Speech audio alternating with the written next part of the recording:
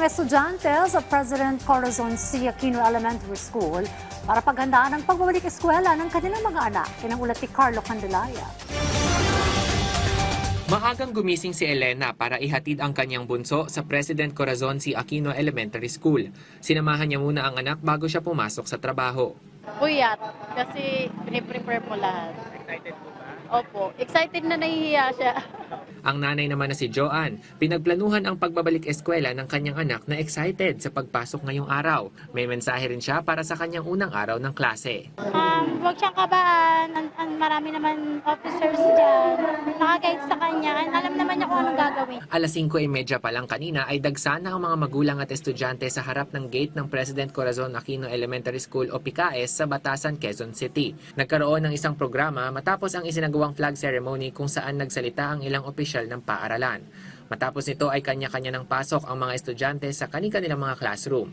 Ayon kay Dr. Jerry Isip, principal ng PICAES, as of June 8, 2026 ay mahigit 7,900 students ang naka-enroll dito at inaasahan nilang madaragdagan pa yan hanggang Agosto dahil sa mga late enrollees.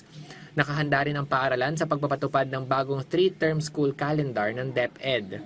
Naiplan na namin at nakausap na rin namin, na-orient na rin ang lahat ng mga magulang.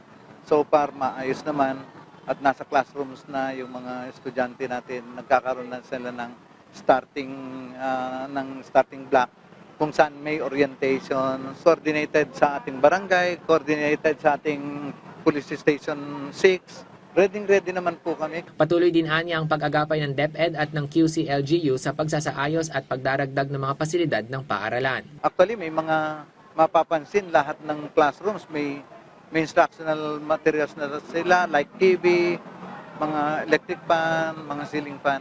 Kumpleto naman, provided by the local government at ng DepEd. Samantala, bahagyang nagkatensyon kanina nang may nanay na umiyak dahil kinakabahan umano siya dahil hindi anya inasikaso ang kanyang anak. Kasi gusto kong pumasok sana para lang maano ko sa anak ko, ma-assist ko. Paano pag-asikaso? Hindi naman inasikaso.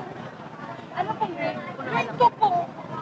Agad naman itong inayos at naresolba ng pamunuan ng eskwelahan. Medyo naiwan na nakatayo pa, wala pang nakapag-assist sa kanya.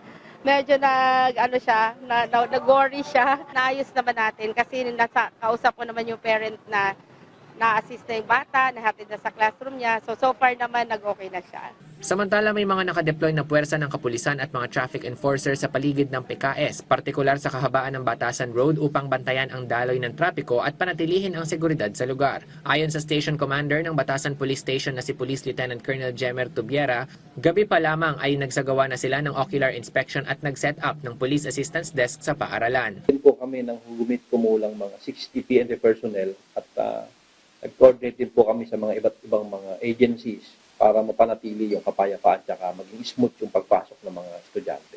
Carlo Luis Candelaria para sa Bayan.